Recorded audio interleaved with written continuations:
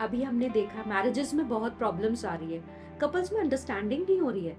तो मैं Amita, your happiness coach, आज आपको बताएंगे कि क्या रीजंस हैं जिस वजह से मैरिज सक्सेसफुल नहीं हो पा रही है और क्या उसके सॉल्यूशंस हैं।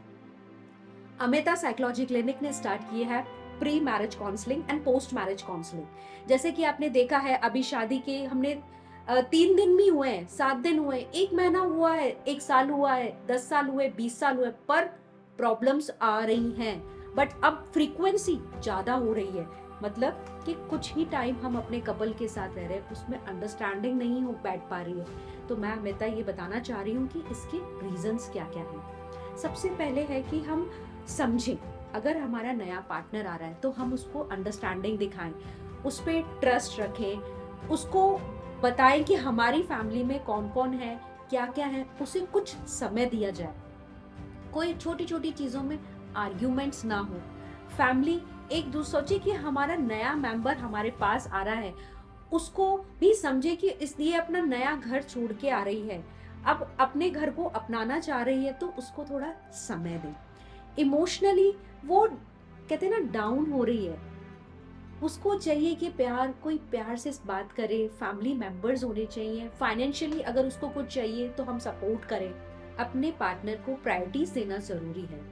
डोमेस्टिक वायलेंस होता है तो वो भी कहेंगे लेडीज के मेंटल हेल्थ पे फर्क पड़ता है। आप बाहर आप वर्क नहीं कर पाते हैं, आपका कॉन्फिडेंस लूज होता जाता है, फिर बच्चे भी आपको वैसे ही ट्रीट करते हैं।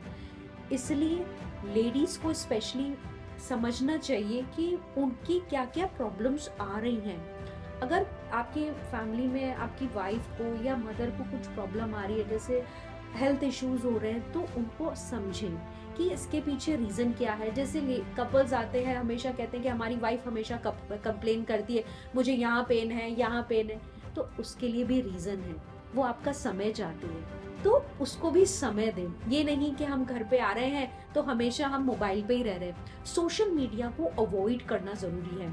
हमें ऑफिस का ऑन और ऑफ बटन आना जरूरी है कि हम जब घर पे आ रहे हैं तो केवल वर्किंग मोड को छोड़ के आ रहे हैं, केवल फैमिली के लिए आ रहे हैं, फैमिली को टाइम देना जरूरी है। जब वर्किंग मोड पे हैं दोनों, तो वर्क का ध्यान रखें कि हमें काम के लिए हमें आना है, काम हमारी प्रायोरिटीज है। आजकल हस्बैंड वाइफ दोनों वर्किंग होते हैं, उसके लिए आपको दोनों चीजें मैनेज करके चलना जरूरी है। बच्चे हैं, बच्चों की प्लानिंग का कि हम किस तरह से बच्चे को स्टडीज, फर्दर स्टडीज कराएंगे, फ्यूचर प्लानिंग करें, उस तरह से ये चीजें हमारे सिस्टमेटिक वे से होना बहुत जरूरी है। ब्रोकन रिलेशनशिप कोई हो सकता है, मिस कैरेज हो सकता है, हेल्थ इश्यूज लेडीज को ज्यादा होते हैं, तो उनको आपको प्रायोरिटीज देना जरूरी है। वही हम जेंट्स का कहेंगे कि वो नहीं समझ पाते हैं, वो एक्सप्रेसिव नहीं होते हैं, वो अपना कहते हैं ना कि काम में पूरा टाइम लगा देते हैं कि मुझे मेरी फैमिली के लिए अर्न करना है, मेरे बच्चों को खुश रखना है, इन सबको हॉलीडेज पे भी लेके जाना है। तो सारा मोस्टली कहेंगे ना बर्डन, बिग बॉस कौन है, एक हस्बैंड होता है, एक जेंट्स होता है। तो उसको भी समझना जरूरी है कि मैं अपने कपल को, अपनी वाइफ को सब चीजें शेयर करूं। आपके घर की भी आप शेयर कीजिए, प्लस आपके वर्किंग फील्ड की भी शेयर कीजिए, जिससे आपकी वाइफ आपको बेटर समझ सके कि नहीं, मैं उनको घर का स्ट्रेस नहीं दूं, वो अपना ऑफिस का संभालें, जब मैं कितना कॉपरेट कर सकती हूँ वो मैं करूँ। इन सब चीजों में देखिए, घर दो जनों से बनता है, एक हस्बैंड और वाइफ से। अगर दोनों में प्यार है, समझ है, तो बच्चे वो ही सीखेंगे, और अगर अच्छा सीखेंगे तो वो भी अपनी फैमिली वैसे ही बनाएंगे। एक सबसे इम्पोर्टेंट बात मैं कहना चाहूंगी, सबसे बड़ा रोल किसका होता है, एक हस्बैंड का होता है। वो उसको एक ब्रिज बनाना होता है अपनी मदर फादर फैमिली से और अपनी वाइफ की तरफ से, क्योंकि वाइफ अपना सब कुछ छोड़ के आई है अपने पति के लिए। तो और जो पेरेंट्स है वो ये सोचते हैं कई बार कि जो वाइफ आ रही है वो हमारे बेटे को छीन लेगी, पर ऐसा नहीं है। तो हस्बैंड को एक ब्रिज के जैसे काम करना है, अपनी वाइफ के लिए भी और अपने पेरेंट्स के लिए भी। आपको एवरी टाइम का प्लानिंग रखना चाहिए कि हम ट्रिप पे कहाँ जाने वाले हैं, हमें कहाँ-कहाँ घूमने जाना है, सैटरडे, संडे कहीं कुछ प्लानिंग, डिनर पे कहाँ जाना है या कहीं पार्क में जाना है। आप फिज़िकल एक्टिविटीज़ दोनों साथ कर सकते हैं, गेम्स, इंडोर गेम्स खेल सकते हैं।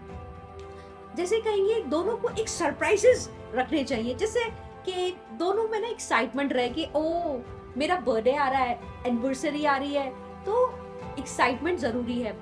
सेफ्टी, सपोर्ट, फ्यूचर प्लानिंग, ये दोनों को अगर करते हैं दोनों ये चीजें, तो एक हैप्पी फैमिली होती है। तो इसी तरह से अमिता साइकोलॉजी क्लिनिक पे हम प्री मैरिज और पोस्ट मैरिज काउंसलिंग करते हैं, जिससे आपकी जो जो प्रॉब्लम्स है वो हम समझा सके, बता सके, और क्या क्या चीजें ध्यान रखनी चाहिए, जो छोटी छोटी चीजें हम भूल जाते हैं, वो पूरा हम साइकोलॉजिकल टेस्टिंग के थ्रू, थेरेपीज के थ्रू हम सारी चीजें समझाते हैं।